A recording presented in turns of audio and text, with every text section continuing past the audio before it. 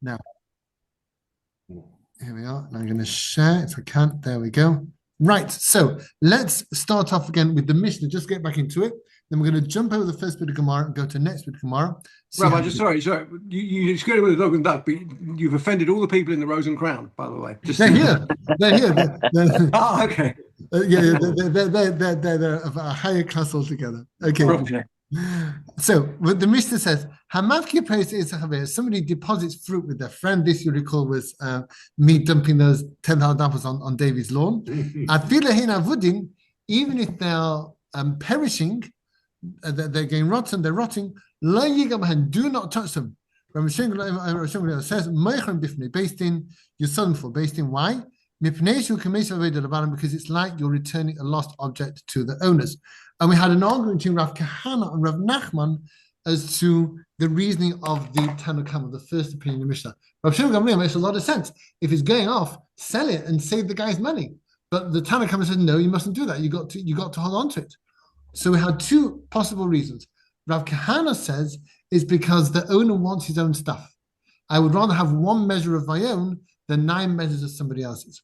Rav Nachman says we're worried that the owner of this fruit who's deposited it might elsewhere have designated it as truma.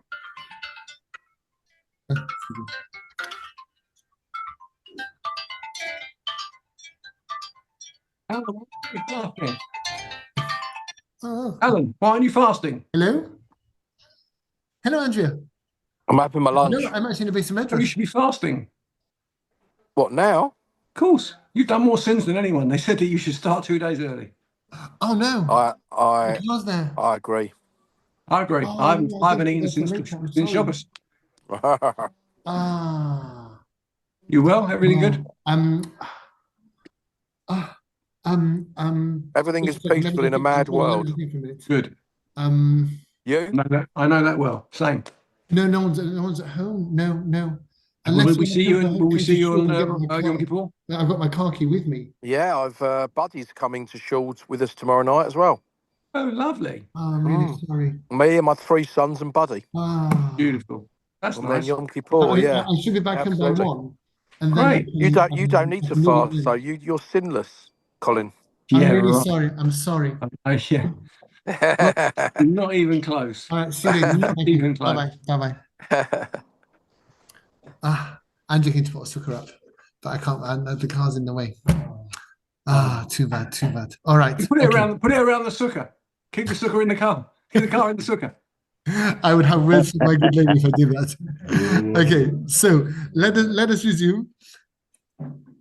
So again, Rav Kahana says that the worry is that the owner wants his own stuff specifically, even if a lot of it is rotted away. Rav Nachman Yitzhak says that we're worried that the owner might have made it into teruma wherever he is, in which case it can't be used. So then we had a Bryce which seemed to contradict that argument, but then we got over that. We found a way of understanding that Bryce, and that's all fine. Now, you see what it says Gimel Mem, which is Gemara. We're going to go down from there. 1, 2, 3, 4, 5, 6, 7, 8, 9, 10, 11, 12 lines down from there. Another way of finding this is that if you look on the left of the page, you've got Tosfos, and in big letters, you got the word machlokas, which is argument in Tosfos. And we're going to hopefully look at that Tosfos shortly because it's a brilliant little Tosfos. And so you got machlokas there, and it is, if you go right into the Gemara, it is 1, 2, 3, 4 lines up from there. Towards the beginning of the line, it says, Amar Rabba Bar Bar Chana Am Rabbi Yochanan. So, Rabba Bar Bar Chana Am Rabbi Yochanan, he is going to put the argument between Rav Kahana and Rav Nachman into a particular context. We're going to apply parameters to the argument. Here's how it goes. Amar Rabba Bar Chana Am Rabbi Yochanan. Machlekes b'chtei chesrena. The argument between Rav Kahana and Rav Nachman bar Yitzhak is only when the fruit is rotting at a normal rate. But if it is rotting for whatever reason faster than it normally would, Divrei HaKol, then everybody agrees, Meichram b'beistin. You sell them in beistin. Fine. I get that. That makes sense. because if it's an excessive wastage, then obviously that's no good at all. That you mustn't do. Now, so let's just get this clear. Before we had Rav Nachman bar Yitzchak and Rav Kahana, both saying that the Mishnah means in any case. Rav Nachman bar Yitzchak says you must never touch them because the owner might have made it into trouble. Even if it's 99% of it gone, you don't do anything with it. You can't sell it because it might be trouble. Yes. And Rav Kahana said you can't touch it because he wants his own stuff. And that's it. Now he's saying, well, not really. If it's like an excessive wastage, we will allow a sale. And we're going to have to understand how exactly that works in Rav Kahana or Nachman bar Yitzchak. We're going to have to, the Gemara is going to look into that shortly. But let's just focus on this itself because it's an absolute peach, this one. So I'm going to play a game with you just for fun, humanly. According to Rabba Bar Chana and Rabbi Yochanan, the argument is only when the fruit is wasting at a normal rate. You'd expect over time that the fruit would rot a bit. That's what happens. If you leave apples in a warehouse for a year, they won't all be in tip-top condition at the end of the year. Some of them will turn, just how it is. So, again, according to Rabba Bar Chana, what would the din be if they're rotting at an unusually fast rate? Let's say the place where you're storing them is damp, or it's too warm, or there's insects there, or whatever. What would the rule be? Nothing up my sleeve, just a simple question. Well, if the rotting is at an excessive rate, yes, then it would make sense to get rid of them all the quicker and preserve what you can for the owner. Right, or just get the money and then keep the money because the money went wrong. Okay, great. So according to Rabbi Bar Chana, if they are rotting at more than their normal rate, you must sell them, according to everybody. So the Mishnah is not talking in such a case. Because the Mishnah has an argument. The Mishnah says that Tanna Kamma says you keep them. Rosh Hashanah says you sell them. They're not arguing in a case where they're rotting at an excessive... No, this is at a normal pace. Yeah. Well, or let's say a normal proportion. A normal proportion, let's do in terms of proportion. A normal proportion was wasted. So you look in the garage and you say, oh goodness, 10% have gone. Well, that 10% is a normal margin. So that's okay, I'll leave them. But if it's 11%, oh my, here the Tanna Kamma throws in the towel and says, yeah, you don't, never mind, you got to sell them. We'll have to come to that. We'll deal with that later. You're right. It's a good point. Okay.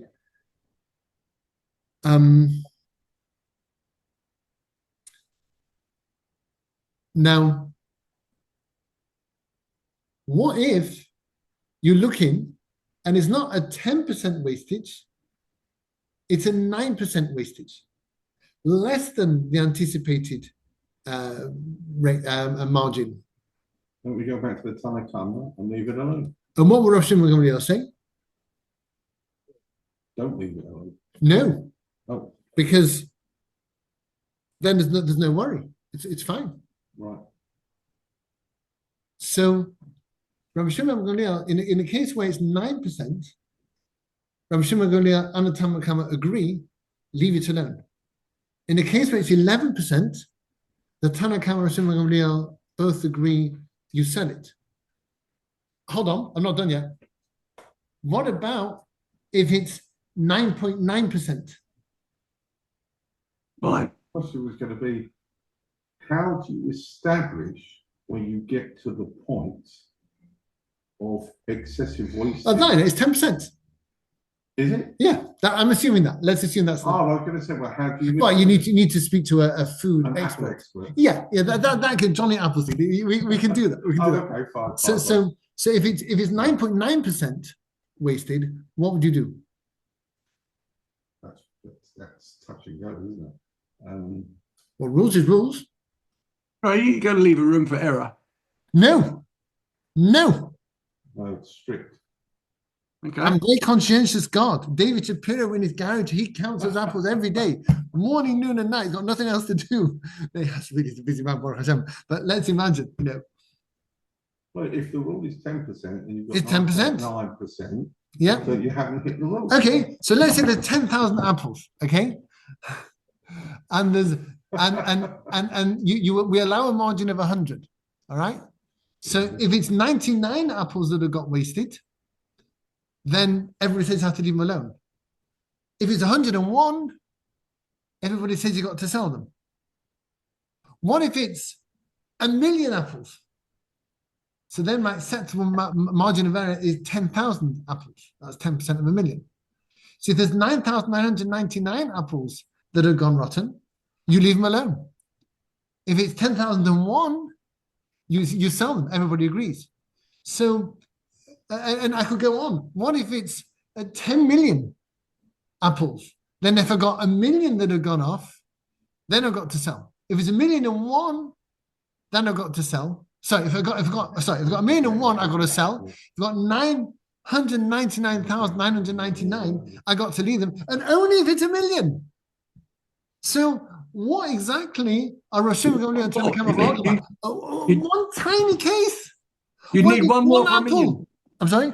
You need one more for 1,000,000. Very good. What if it's one apple?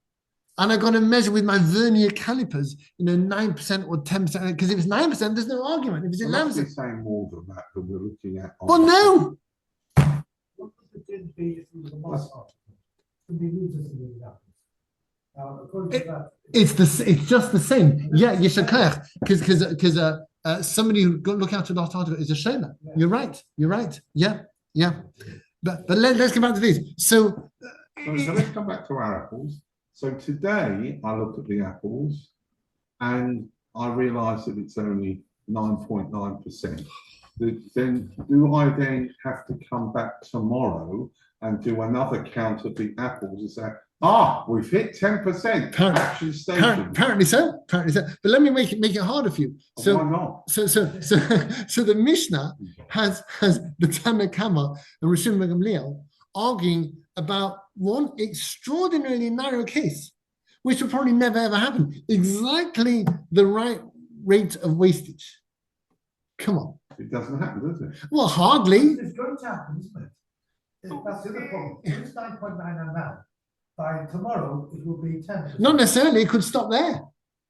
For all I know, it might get better again. The apples might mature and sweeten. Like a Christmas pudding sort of matured in the fridge. Or they could be ready for cider night. Hey, very good. So what exactly is this argument based on? What's it about? It's so narrow. It's barely there. They're going to argue about one crazy case. That's what Rabbi Babachana and Rabbi Yochanan is saying. It's ridiculous. And this, behold, is Tosafos' question. So we now go to the margin. Now going to look at Tosafos. Yeah. I know someone who knows a lot about this. Not me, I tell you that. I struggled on this one. Machlekes, here we are. So you've got this Tosafos here on the left. And Tosafos here goes through this and says, I just don't get this. Machlekes, so this is Rabbi Babachana Rabbi Yochanan. He says, Machlekes b'chtei chetzon, the argument between the Tanna Kama and Rishon Gamliel is only when the rate of wastage, the proportion of wastage is normal. Rashi says, Pirish Rashi explains, Tosafos quotes Rashi, Kederesh at voice, as is the way with other kinds of produce. The Hikshah Rivom, the Rivom asks a question. Are they arguing about the slightest notional amount? If it's less than the normal proportion of wastage, obviously, if it's less than the normal rate, great, good luck to him. Don't sell it. It's doing really well. Don't sell it. Further, I got another problem. He said, if so, my Talmud Rishon Gamliel. Why is Rishon Gamliel arguing with the Tanna Kama? In a case where the rate of wastage is normal, or the proportion of wastage is normal, why is Rishon Gamliel saying you got to sell it?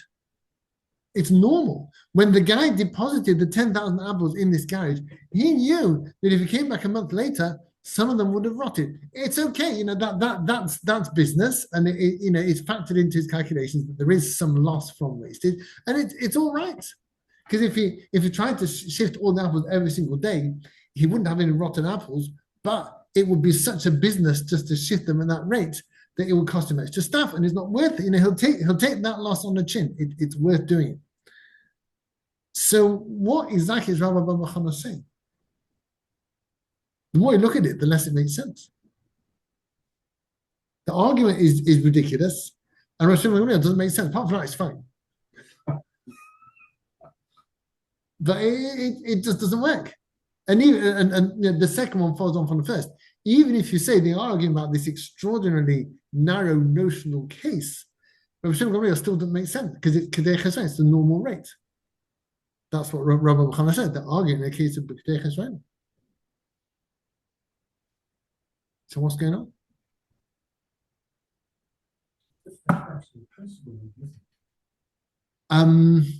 Yeah, but it becomes absurd. I can't have that. It's got to make sense. Come on, the principles are all. But I need you to remind the principle. Can't have it. It's got to make sense. Are we going to finish the time? You bet we are. Oh yes, hell to the yes. Yeah. So Tosa said, "Don't worry, I got an answer." Right. For Yesh Lema, so Tosa says you misunderstand what Rabbi Bava Chana is saying. Oh. The Yesh Lema, it's not talking about the proportion of loss. It's talking about the speed at which it rots. It's not the amount; it's the rapidity. The Yesh Lema they argue when there is a reduction in the amount of okay apples in a month or two,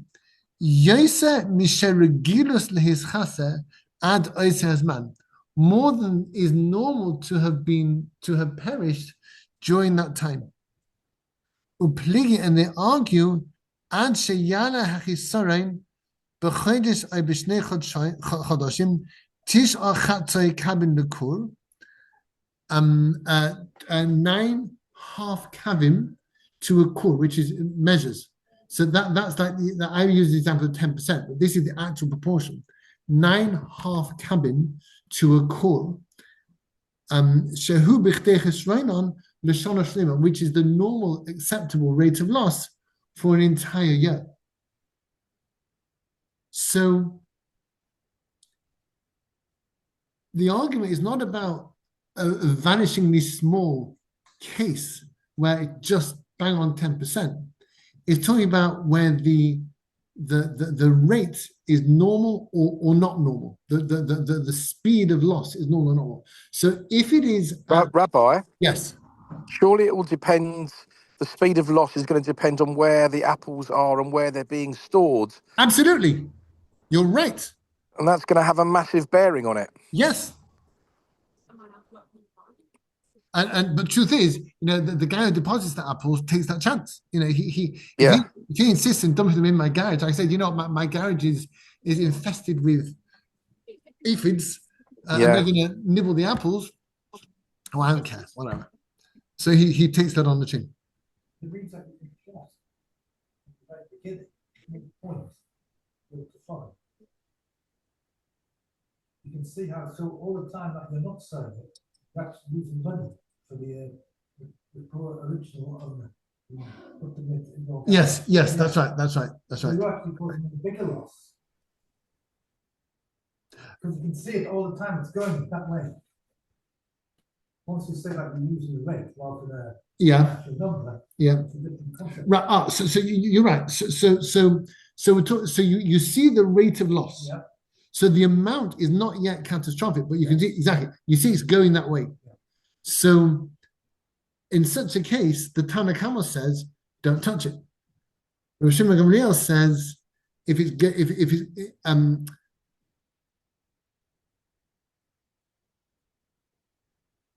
Rav Shimon Gamliel says, so Tanna Kama says, if it's going at the normal rate of loss, don't touch it.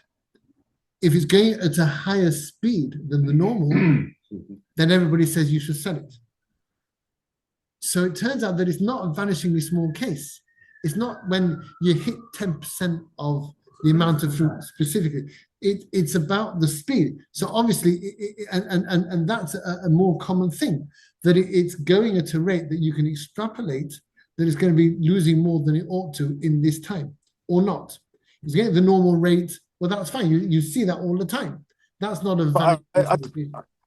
How does one actually really able to quantify or know for certain what that normal rate is? Surely that's going to vary. Well, yeah, you're right, but Tosfos has kindly helped us out here, probably quoting Gemara, which says, 9 half cabin to a korm is the normal rate of loss. Okay. In a year. So Right. if let's say you're coming after a week and you find it galloping away and it's already on 8 half cabin, there's trouble ahoy. Okay. So then everybody says you can sell. If it's going really slowly, if it's completely pristine after a month, well, great, leave it alone. But if it's going at the normal rate, that's not a vanishingly small one-off case. That's what you see an awful lot. That it's going at quite a reasonable rate. That there is some fall off, there is some rot going on, but it's not massive. Right. It's not. What about if you get to the point, Rabbi? What if you get back to the point where, okay, you look at it and think, well, these aren't going to rot anymore. Okay, so they've come to this is it. They're not rotting anymore. They're not going to get any worse. So I can sit with them now. This is what they are. They're not going to get any worse. They've come to the end of it. They can't get any worse. Well, I'm afraid you're probably too late, because if they're irrevocably rotten, I mean, it depends on what it is. So if you're looking, let's say, apples, when apples can't rot anymore, they're in a pretty. I know from my garden, because we've got an apple tree, and they rot down in sort of this time of year, and they by the time they finish rotting, they're soft, they're sort of squidgy and brown and pleated, and really, really awful. So does this apply then? Does this ruling apply to other things other than apples? Absolutely, yes. It applies to anything that will decay over time. It could be, I don't know. It needn't necessarily be edible. It could be the human brain. The human brain, you probably had to look into that for somebody else. It gets better over time. It could be garments, which can fade or get moth-eaten or go out of fashion. There are also things that can happen to it. So maybe if you've got lots of jeans, had jeans to somebody in a warehouse, and jeans going out of fashion, maybe you should sell them before you can't sell them at all. So if it's not stored properly, Yeah. Okay. Right. So that's what Tosfos says. There we go. Let's go back to our Mishnah. So our Gemara, rather.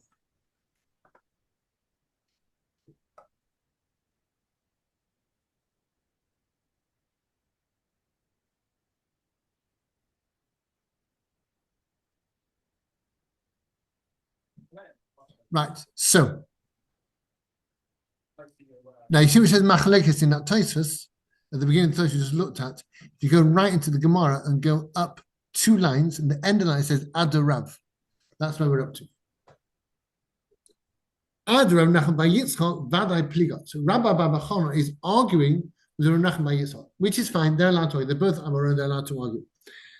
So Rav Nachman bar Yitzchak says that we're looking at this produce, and this is Michael's question from before. According to Rav Nachman bar Yitzchak, it makes no difference about the rate at which the fruit is being lost in terms of proportion or speed of rot, because at the end of the day, if it's been made into truma by the owner, you don't sell it. That's what we talked about last week and the week before. So perforce, we had to say that Rabbi Bava Chana is arguing with Rav Nachman bar Yitzchak. But what about Rav Kahana? Rav Kahana said that you can't sell this fruit because the owner wants his stuff specifically. He doesn't want anybody else's. He likes his own stuff. So is Rabbi Bava Chana arguing with Rav Kahana? Can we get Rav Kahana to say his principle only when it's going, let's say, at a normal rate? And if it's going more than normal rate, Rav Kahana would agree you must sell it.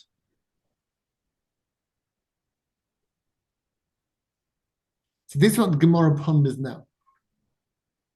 So let's see what the Gemara says. It's going to speak it through because it's very helpful.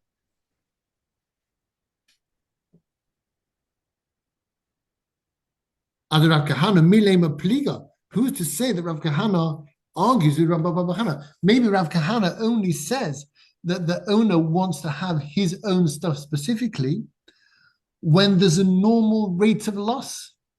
But when there is an abnormally high rate of loss, maybe the owner would agree, sell it. I'd rather sell it than have and have somebody else's than have my own stuff at a catastrophic rate of loss.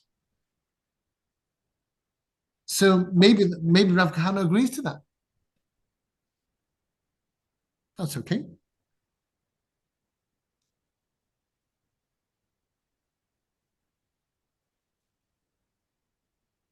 Are we all right with that? Very challenging. Yes. We're okay with that. Okay. I find it challenging. So let me just speak it up one more time. I'm gonna pull your tongue a little bit. So when Rav Kahana said that people want their own stuff, that's only with a normal rate of loss. But if it's an abnormal rate of loss, he wouldn't say that. That's what we're saying, to fit in with Rabbi Bava Metsia, who applies these parameters of rate of loss to the argument. Let's just go back to what Rav Kahana actually said. Right back up where the Gemara begins. So we'll go back to the Gemara. My time, what's the reason? So right up top now, where it says Gimel, Mem in big letters.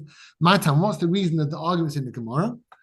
Amar Rav Kahana, in the Mishnah rather, Amar Rav Kahana says that the thought behind the Tana Kama is Adam writes a bekav shalai, a person wants his own kav measure, mitish al kabim shel chavera. A person would rather have a 90% loss and have his own thing than have 9 times as much from somebody else. Now, I think we can all safely agree that Rav Kahana is talking about an abnormal rate of loss there, where you're losing 90%. And yet, you know what? He'd still rather have that. So surely Rav Kahana says, don't touch it, even if the rate of loss is disastrous. It's through the roof. But never mind, because I'd rather have 1 kav of my own than 9 kav of somebody else's. That's what Rav Kahana actually said. It does not make sense. Well, In business terms at all. maybe it's not about business, maybe it's about sentimentality. They're my apples. I love them. I love my apples. They're mine. I nurture them. I watch them. I spray them with insecticide. I shoot away the birds and the aphids for months and months. They're mine. Ah, I think we send somebody around to take you away at that point. be that as it may. Be that as it may. So This man loves an apple. Look, he loves an apple more than he loves his family. I don't actually like apples. I'm not mad enough. So Rabbi, are you saying that irrespective of what the product is, if there's a greater connection or value that you have on a particular product, that you're happy to take less for that reason, because you've personally got an additional value that you've attached to that particular product, whatever That's it may what be? Kahana says. Right to Adam and Kashanai. I'd rather have 1 kav of my own than 9 kav of somebody else's. But I mean, that would apply to something I would imagine like wine, for example, that can go off. You can, you can have wine that goes off. So if you've got a bottle of wine, which has a far greater value, if you loved your wine and cared for your wine, I'd understand it because it has a great value. Mhm. And you think, and so commercially, there's no real. I mean, I understand the commercial value in an apple, but transfer that to another product like wine. Suddenly it becomes a different conversation, I think. I hear that, but the problem I is, wasn't talking specific. I sorry, wasn't specifically talking about value of money. I was talking about that there are things that you could be talking about that could have a sentimental value. They could have a different type of value. It doesn't necessarily have to be money. Absolutely. can- However, I'll say this to you both because it answers you both. The problem that you both have is that our Mishnah says, "Mafkid peres," if somebody deposits fruit. It is fruit. Oh, I see. It is fruit. It says Okay, fruit in the sorry. All right. Mishnah, so I But can't that's say why I nothing came, about fruit. but I came to wine because wine is fruit. It's made by fruit. That's why I chose wine. I hear that, but it does say fruit in a generic term.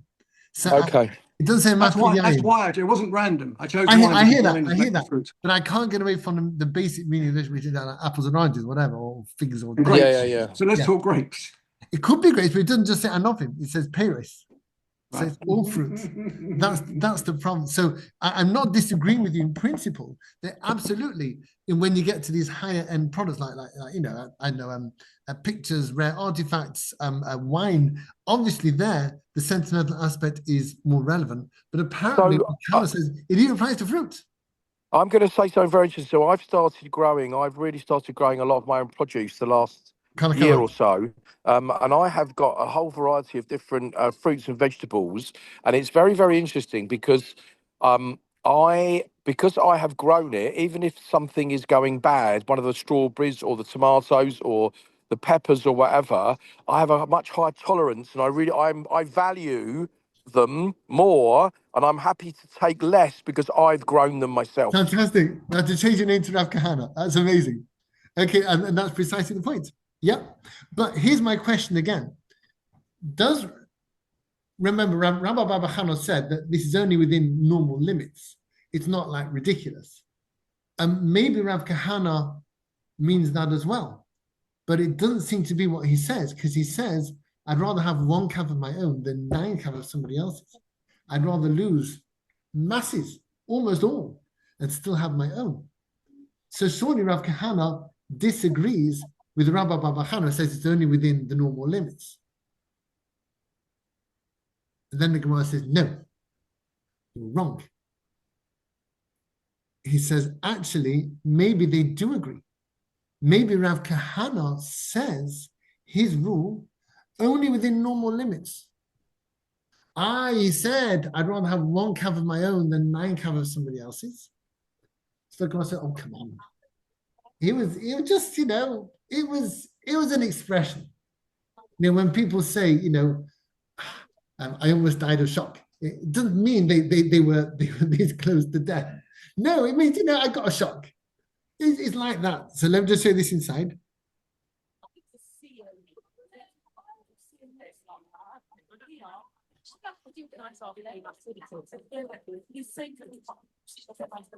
Alan, I think we're And Rav enjoying the conversation. Kahana, when it comes to Rav Kahana, Didn't hear that. we say that he's arguing Rabbi Baba Chana? No, we wouldn't. Kick on Rav Kahana b'chdei chesrenu kama. When Rav Kahana says his rule, it is actually only within normal limits of loss. So only then will Rav Kahana say that he wants to keep his own stuff specifically. But more than that, he would concede that the owner should sell it. So the Gemara asks,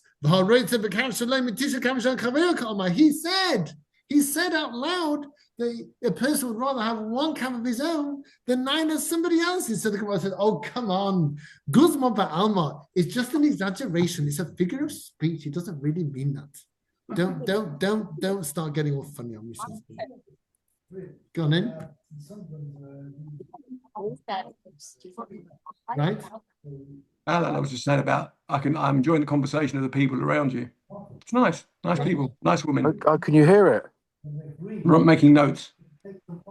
I've got no one anywhere near me. Strange. Oh, I've got a playground behind me. Yeah. It's all right. Well, You have to make that decision. It's all there. Right. Oh yeah, I didn't realise. What are talking about? Because in those days, we used to put them in woolen socks. It's a beautiful day today in Farringdon. Beautiful day. It's really hot. The items to write the match Right. inside the house. good day for football. Amazing. It is. Amazing. I'm at the Excel Yes. Centre tomorrow at a big trade show, and I've got to leave in time to get to shul to home to eat, change, and then get to shul for 6:24. Long way. So in sum, we've got very time left.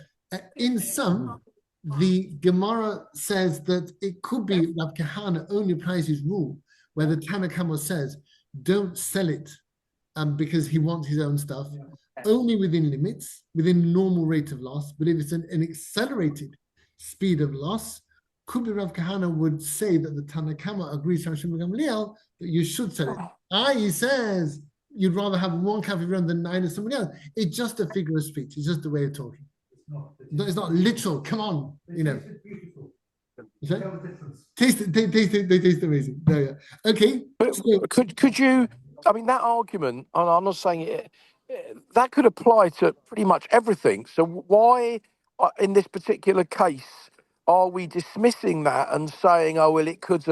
We're giving a lot of leeway in this situation with this explanation. Well said, Yisakayach. So the point is that when the sort of the run of play is going against a particular situation, we'll take some liberties. Because remember, this is Torah Shabbat al Peh. It's not scripture. Right. It's people expressing themselves. Yes. And we'll allow a bit of poetic license if it means there's more agreement between people. Because when an argument is hopelessly fragmented, interesting, that's not good form. It doesn't figure that our tradition should be so splintered. And we try to find. Okay, so that adds a whole different aspect to everything, really. So if we're using that as a case across the board, so what we're really saying, to keep shalom bayit, to keep peace, whatever, across the board, that if there is a disagreement, that we are willing to overlook it and maybe be a bit more understanding. Yes, absolutely. Yishakayach. And that's a good message for Yom Kippur as well. It is. It's very